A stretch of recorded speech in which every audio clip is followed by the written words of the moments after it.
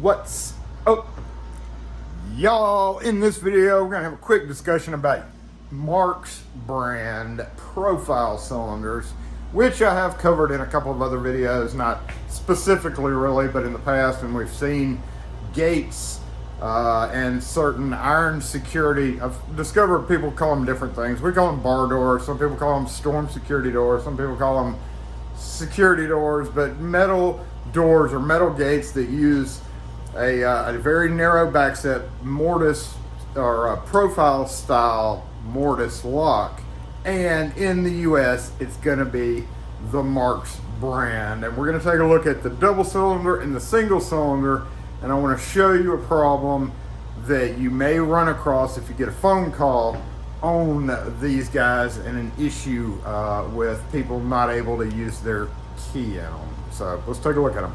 So the issue with these comes into play on when you order these guys. They come double cylinder, just like this, key on both sides. And in fact, some videos I've shown you that because of such a narrow mounting, these are typically used on either really narrow doors, thin doors I should say, but they also have a narrow back set, which means from the center of the lock to the edge of the door is usually only, I think they're like 7/8 inch or only an inch. It's very, very close to the edge of the door, just wide enough for a trim that goes over it. And in some videos I've shown that, you know, it sticks out about that far and you can drop the screw if you have to get into it, because as with almost every single mortise profiles, I want to keep on to say mortise, cylinder out there, if it's no keys in the locked position, this won't slide past. You actually have to put the key in and turn it just a wee little bit one way or another until you can pull it out, of course, after you take the screw out of the side, just like that.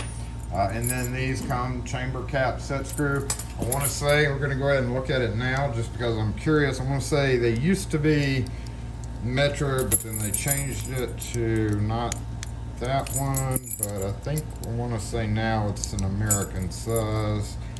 Yep, same size as the lorry wrench, which almost all of us should have a lorry wrench in our pocket, no matter what. What is this, the third one? So that would be 1, 2, 3, 5, 64. So that's the lorry size.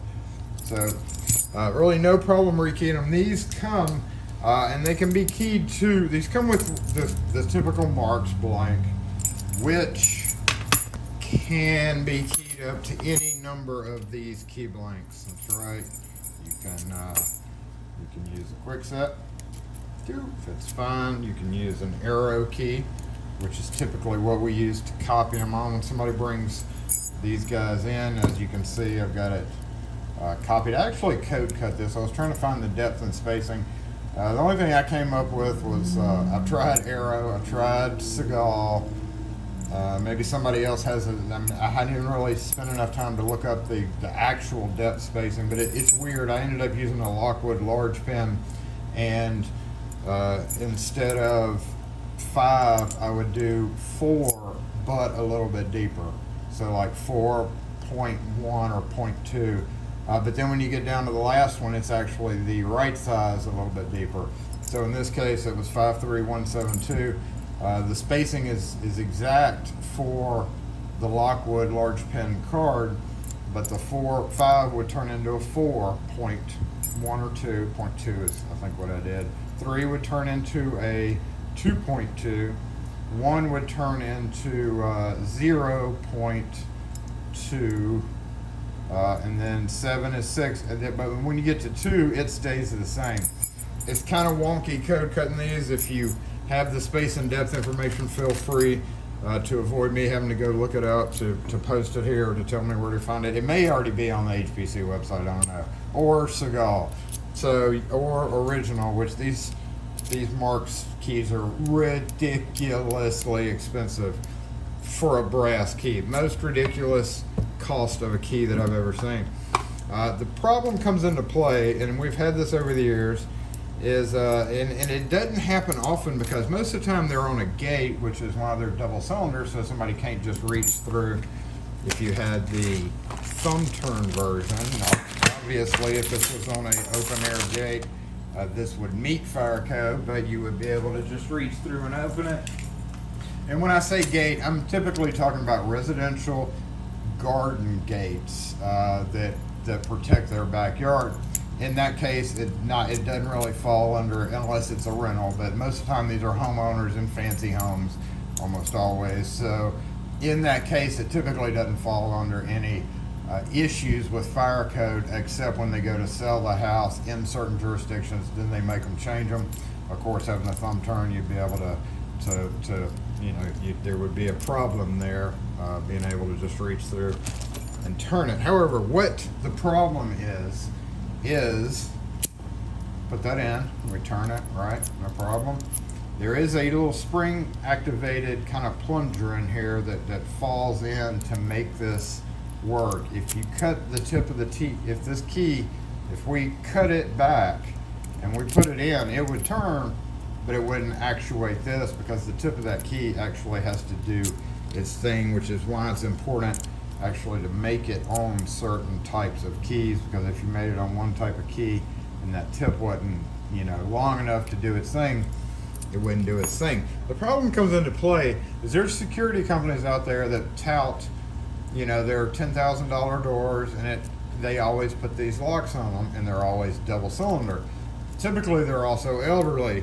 And typically also the doors have glass or plexiglass on them to keep you from using thumb turns. Also, typically, their company tells people these are high security restricted keys and nobody can get them. And people will bring blanks in like they're little pots of gold or golden eggs that they found, and be like, they didn't want to give them to us, but they said that, since we spent 10 grand, here's a couple of blanks, but you got to go get them cut because nobody else can get them. Well, we have them. We have had, and it always, people that think they bought into a high security system always get flabbergasted when we tell them that. Long story short is, if you're in the house and somebody's in the house and they lock the door, right? And say they leave it, they do, and they just leave it like that. Guess what? Somebody else comes along and they can't get their key in to lock it. So that locks out. And this is actually kind of good and bad. If you have a need of a lockout situation like that, as long as you turn your key this way, whoever's outside won't be able to get in with their key. But it's also not good in most cases unless somebody's aware of it. And I'll show you if we line up the inside key, just call that the inside and this is the outside key. Watch this. Hey, oh, they cannot coexist together. And if you try to cut down the tip of the key to avoid that happening, guess what? It makes it so the plunger doesn't activate the cam, and you're messed up anyway. So we're going to put this on the customer's house, this exact lock, where they have had a problem with when somebody is inside and locks the door, they are not able to come unlock it. And showed them 20 times that is how they work, but they insist that it's not. So we're going to be putting on the invoice. That's what we explained. The new one's going to work the same way. However, there you go. I did order a single cylinder, and that avoids that problem entirely, luckily. So, no matter which way this is, so whoop, get out of there. All right, so you got to turn. That's like that.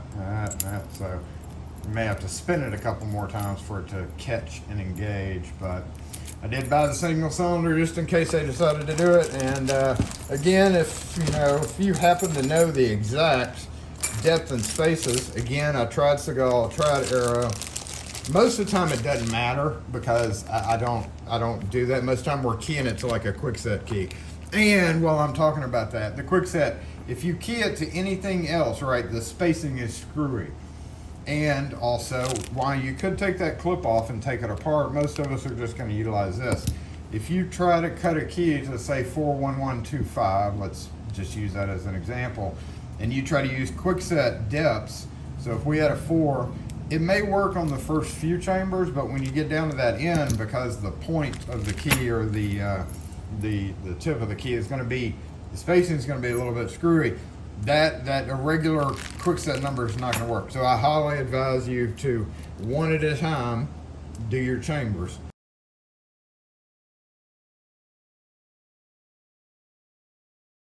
Okay, y'all. Now we need to go ahead and get all of this straight. I mentioned this during Saturday Morning Live, Season 3, Episode 36. If you can ever tune in, we're always live 11 to 1 Saturdays.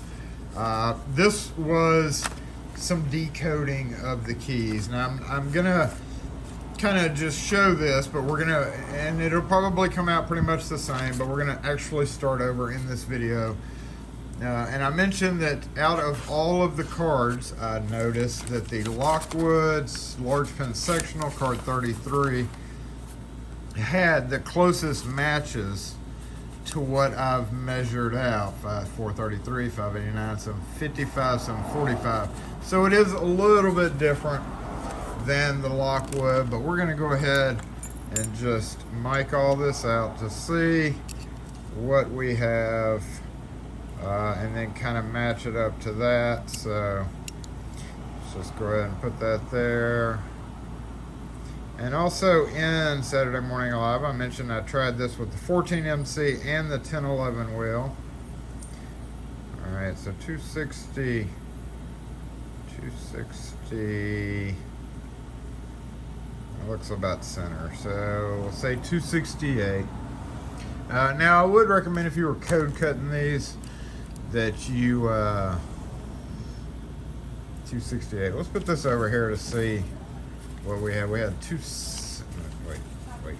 Yeah, there we go. Wait a minute.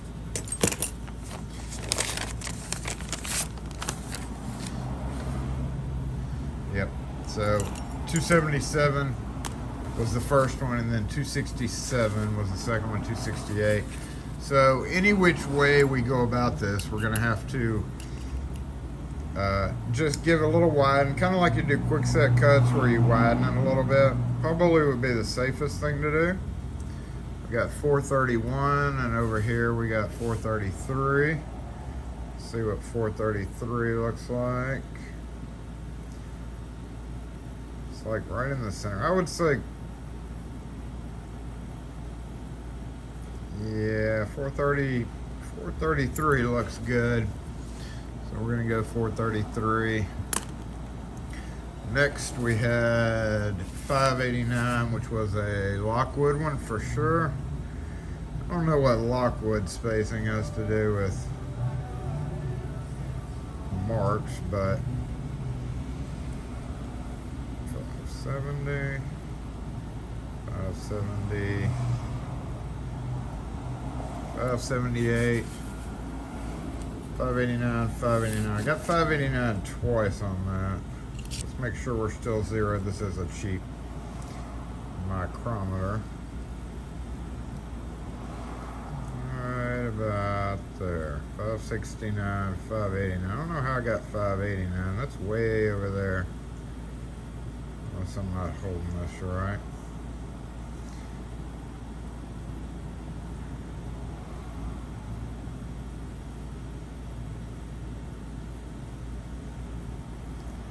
I'm going to say five. I'm going to say about 580 is center there. Let's go 580. I'm going to post all these in the comments as a pinned comment, so you'll have it for future use. Okay, we level there. 748. What do we have? 745.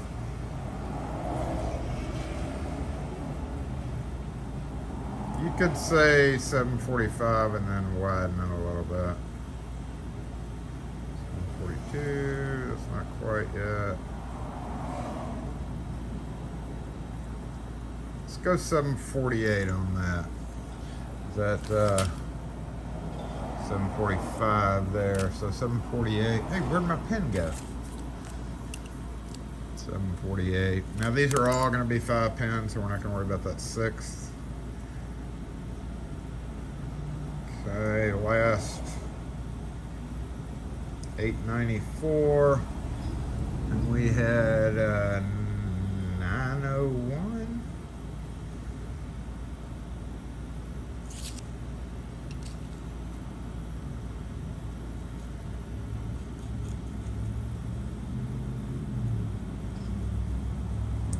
900.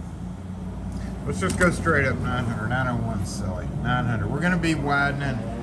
Let's go, we're going to widen around 2 each way, kind of like quick set. You know, you go back and forth to widen it. So, going back, we're going to go to depths. And just count it down 1 through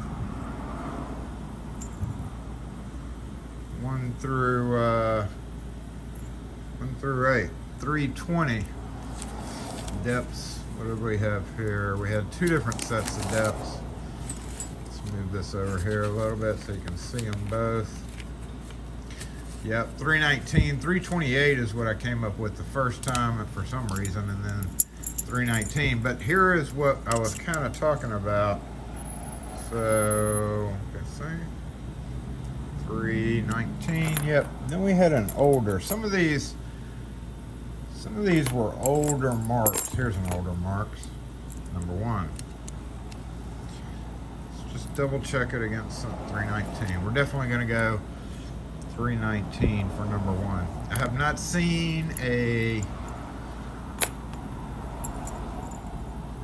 0 cut, so we're just gonna, I guess, ignore that, because number 1, when you're cutting it, number 1 barely scrapes it. So 305 for sure. Number 2. Number 3, is this got a 3 in it? It does not.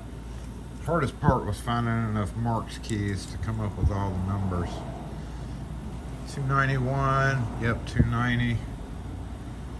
290.5, so we'll just say 291. Number 4, that was the one I had trouble finding until I found this key, and it had 2 number 4s in it. 271, 272, 271, that's good enough. 271, we'll say 271. Number 5, did this have a 5? It didn't. Let's go with this number 5. 264.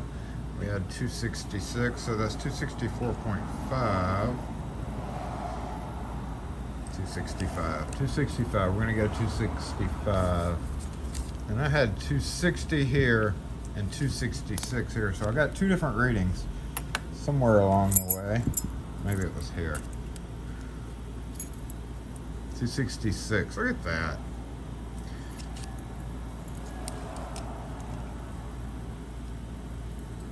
$266 for the 5.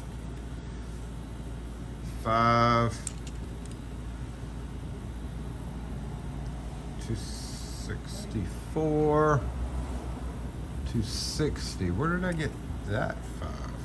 267. Do we have a 5 here? Nope. Here we go. 260. 265. We're going to stick with 265. Look at the negligible difference between 4 and 5. 271 and 265. This does not make any sense. Most of the time, there's a drop. Like on keys, there's a drop, number. Like every one of them is going to be the exact same drop of 18 or 17 or 15. But none of this mark stuff makes sense at all. 265 is what I'm coming up with on several of them. So I guess we're going to go 265. All right, number 6. We have a 6 right here. We have a 6 on the one that we have the cylinder for, 240. 46, 245. Check it. 244. Number 6. We got 247. 244.5.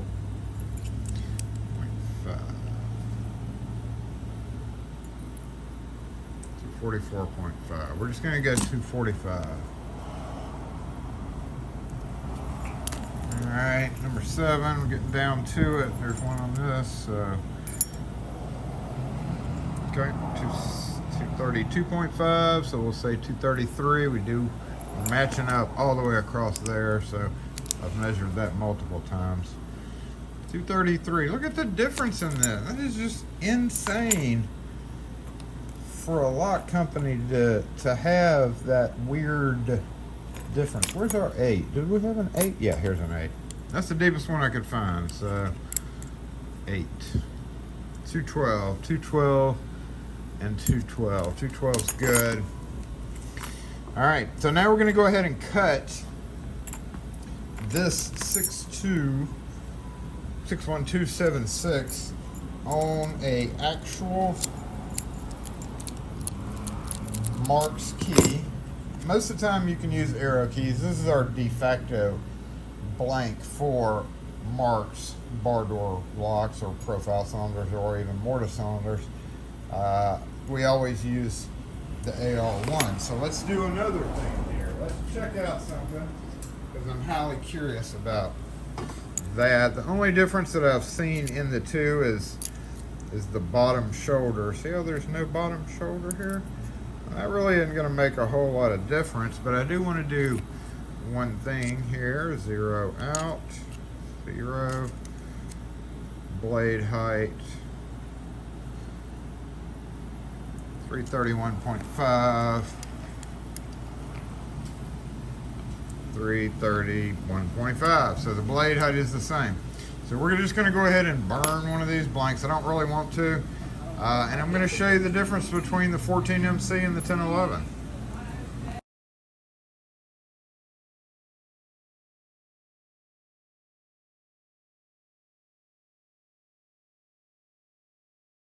Okay, so almost all large pen style keys are on the 1200 made with the 14MC. And that's what I had started doing this whole project with originally, but watch this.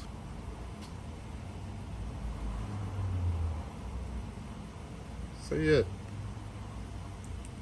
Let's go down to a deeper cut. It's almost like these were not cut on a 14 and they were cut on a 1011, which would be highly, okay, actually it would go this way. This would be highly unusual. But look how well that does.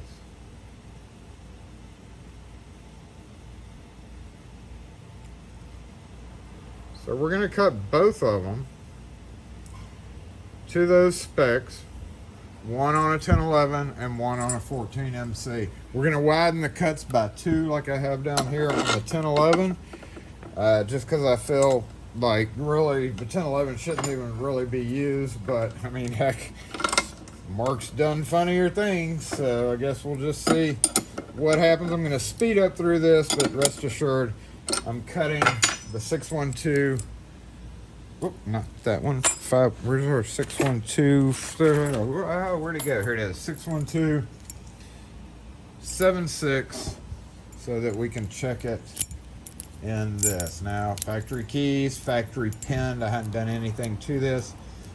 There is, I can feel maybe just a little bit of, like in this area, it's not super smooth like you would expect a brand new, like there's like a little bit of a drag there. I don't know what that is, but we're going to cut 2 keys, one with the 14MC, one with the 1011. I'm going to speed this part up and just go by the spacing and depth. So let's get started and see what happens.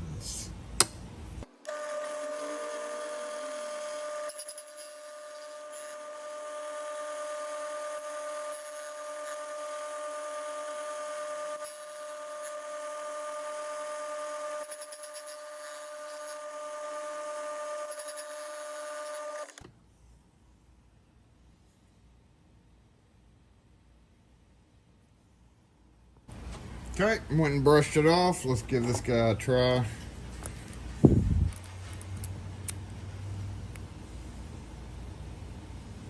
Wait a minute.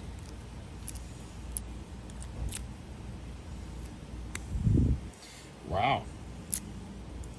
Let's, we got a little hook right there. So the 1011 there's kind of a problem with that guy right there. Maybe shouldn't use the 1011. Let's knock it off with the file. That's because it's so narrow and it's got a deep cut there. So we're gonna come over here and just use the machine to knock off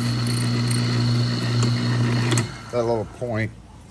And that's one bad thing about the 1011, I guess, is but functionally, once you get rid of that little point, it works fine. So space and depths are fine there.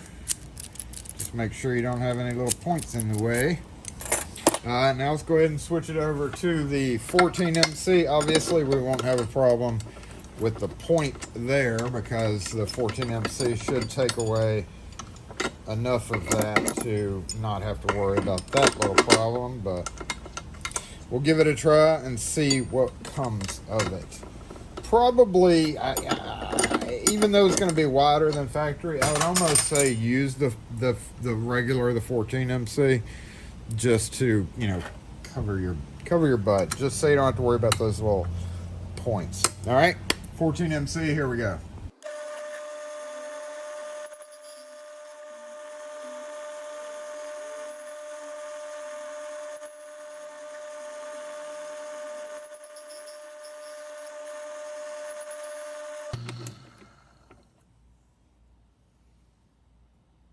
Okay, 14MC, don't have that little point problem. You would have only had that problem if you had a deep cut. Mostly shallow cuts, you probably wouldn't have had the problem on. All right. Feels good. I think I'm gonna have to call this, y'all, as this space and depth, which again, I'm gonna post in the comments section so you can, don't worry about that. Don't worry about number 6 because they're all 5 pin.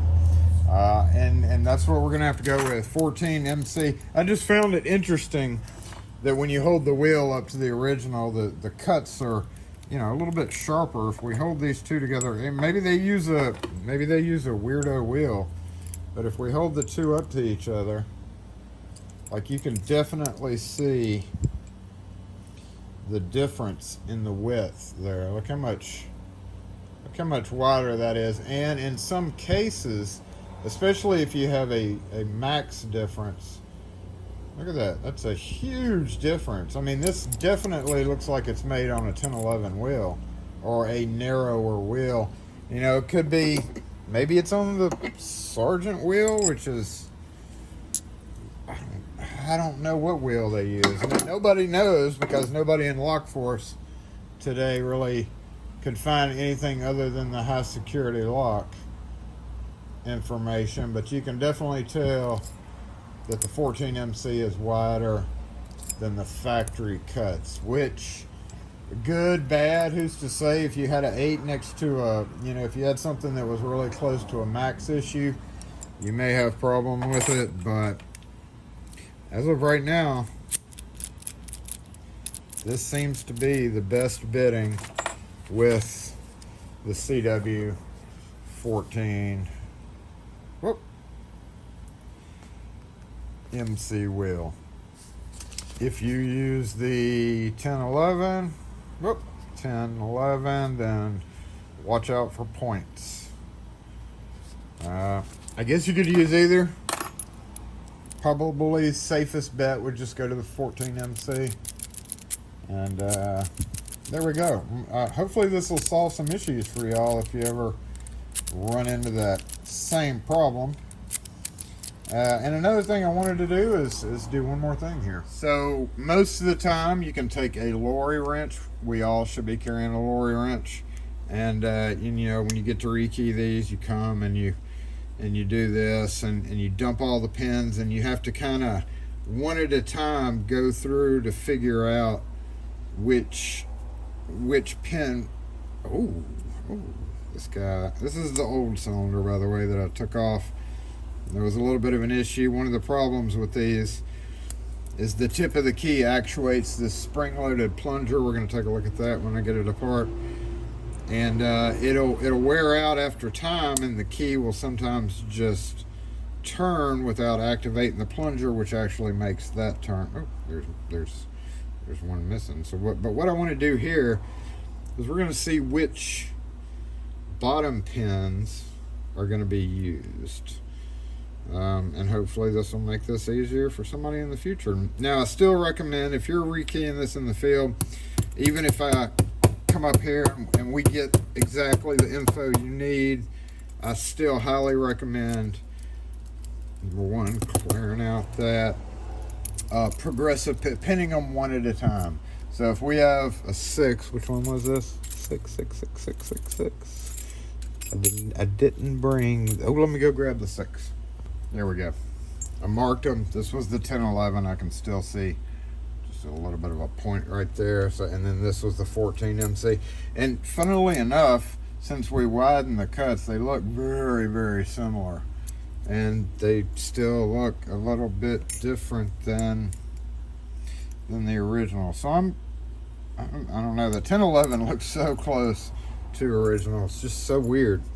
But what we're going to do, you would normally come in and, like, say 6, and you would normally just come in, drop it down in there. I always take the lorry wrench because it should be right there beside you. Push it down in there and then turn it. So we have this, it's grabbing. So that means that is too shallow. We'll put that back. Let's jump it up to 270. Push down. Oh, nope, too high. Let's go back to this. Was I just being wonky? Oh, it's a little tight. Anyway, what I'm doing here is we're gonna go ahead and pull this plug, and we're gonna see which pins work. But even so, I'd recommend doing this at least for the first chamber. And of course, once you do the first chamber, if you just remember which pins you use, you'll be fine. So there, and then we take a upper pin, right? Then we take a spring, hold it down, try the key. Yay, it works. And we're gonna cap it, and then go to the next one, and then just keep doing that. Makes the very first one take a little bit longer, but if you pin them all up, then, you know, once you're pinned up, you might have some issue. Now let's look at this clip. That guy's going to be a little bit hard to get out, which is why I don't really recommend you trying to do this in the field. It's much easier to top load. Let's take a spreader and see if we can't get this guy spread apart.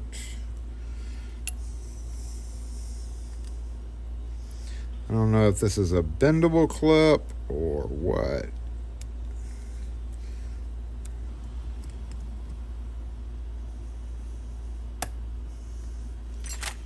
Looks like it's a bendable clip. Yep.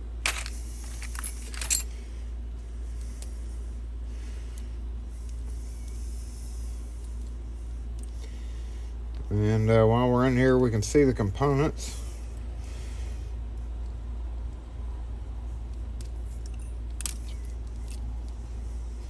Okay. And I think we will still have to take this guy out. So let me fast forward through dumping these out.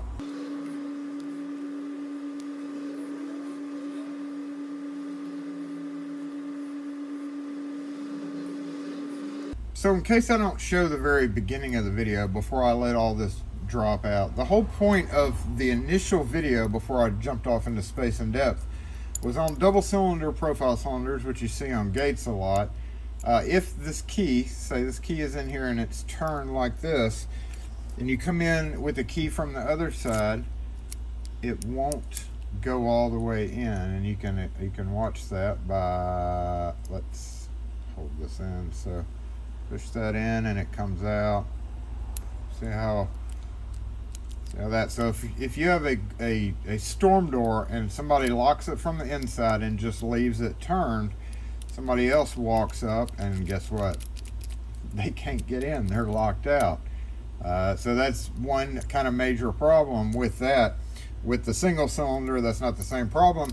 However, with the single cylinder, I've also discovered you can't use it. The back set, the area from the edge to the edge of the door, when you close the door, say it's on a storm door in a house, and you close the door, it's so close to the edge of the door, right? So you and you close the door, you go to do this, and guess what? It hits. That's why you never see these with thumb turns, because on the inside of that door, the jamb is right here, and you go and you turn it, and guess what? The jamb's in the way. You can't turn it. So that's why you never see, or very rarely see these. And also on exterior gates like this picture, somebody could obviously just reach in and flip it open. So that's why they're sold double cylinder. They also mention you cannot leave the key in it because of that problem right there. Now, again, key, oh, we need to dump all those out, don't we? Ooh, those have been in there a while. Get out of there. Get out of there.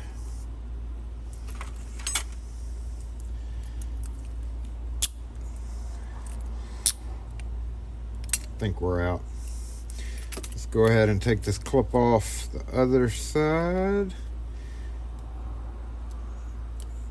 Bendy clip.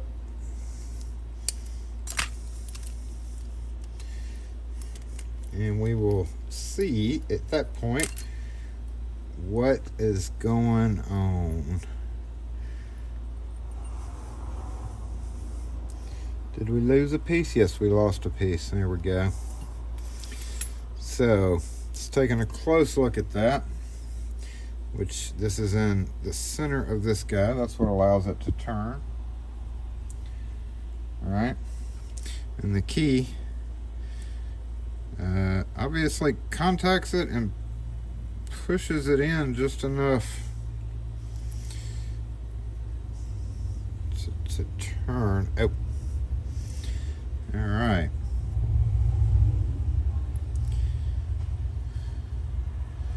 Let's look at that real close.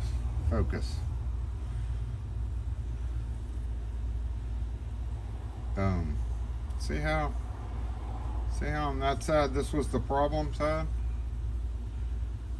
And then see how it's flat there? Boom. Right? And then just from years of use, tip of the key just dents and dents and dents and dents. And that's why it has to be centered just right in this cam mechanism. And when you put the key in there, it pushes that forward just a bit for it to engage those little teeth. If it doesn't push it in, it doesn't turn. See how it stays still? And then if we push in just a bit, then it turns. Not pushed in, doesn't turn. Pushed in, turns. And that's also why the key deal works the way it does. However, lastly, let's do this. We're going to go 1 through, let's see, that plug's in pretty good condition. So there's a 1 right there on the end. I normally have, okay.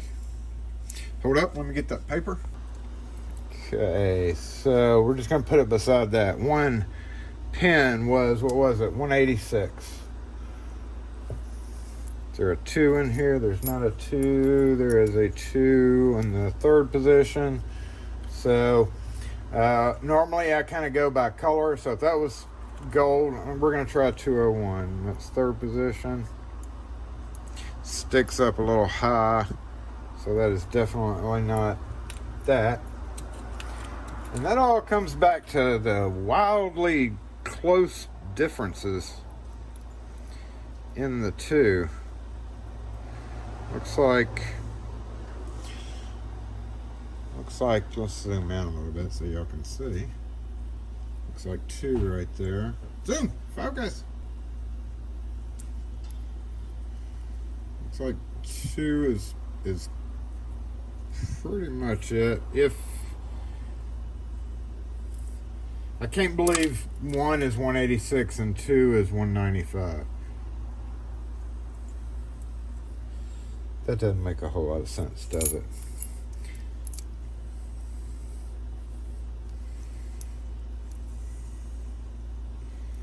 Did I put the wrong? Hold up. Let's start over. This is 2 on the end.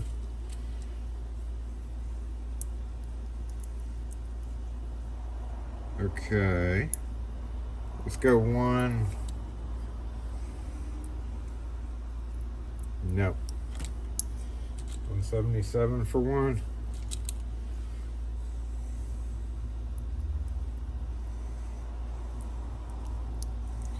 $177's a little high too. 171. I'd feel more comfortable with that 171. So 186, 171. There's a 3, so we'll say 201. Nope, that's 5. Get out of there. Get out of there. You're in the wrong hole. 3, that's looking good. What was that? 201. Alright, 4. Do we have a 4 here? We don't have a 4. Here's a 4 in the second position. We'll dump that out.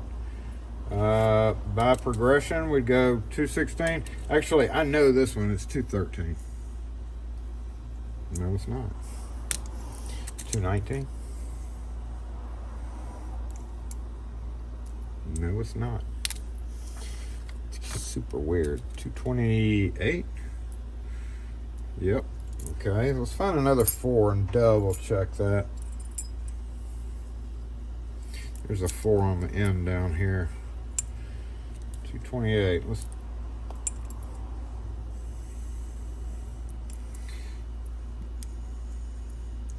little high. I'd almost say we need to stay with, like, say 222. Yep, 222. 222. Number 5. Do we have a 5? Yep, we have a 5 right there in the beginning. Y'all get out of here. 5. So let's jump up to 246 maybe. A little high again. Knock that down a few to 237. 237 looks like a nice candidate for that. 237. All right, 6. Do we have a 6? We don't. Oh, let's check this other 5. 5's over here. It's kind of the weird thing about this. I feel like, no, I feel like it may. No, we're good. Dump both those back in there. All right, 6. 6 is here. 237. Let's go to 255. 255 is sticking up a little high.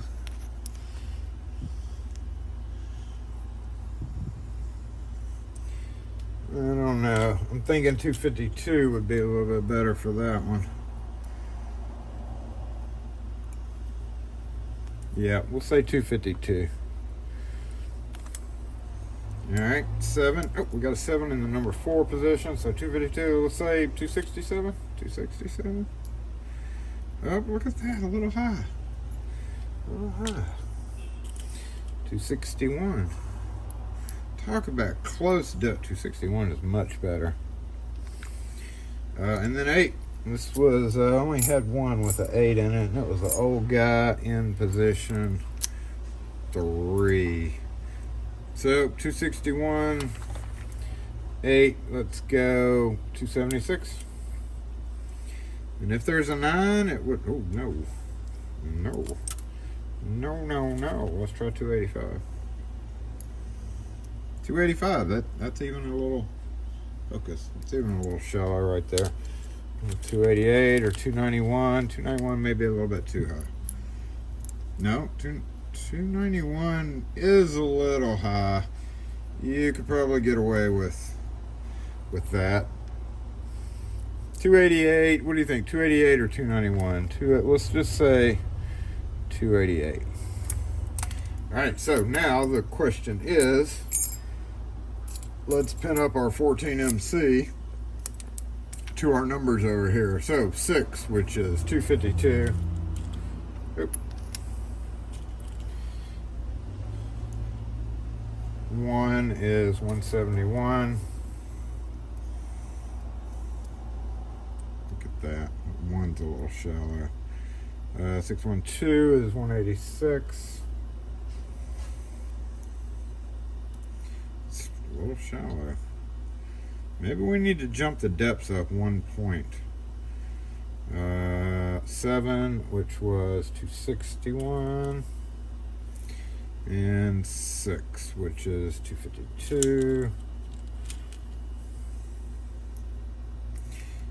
Sticking up a little bit. All right, where's our original? 61276. Look at that. That 6 is sticking up a little bit in the back there. So, but it still works okay. I'd almost say that 252 could be a 249.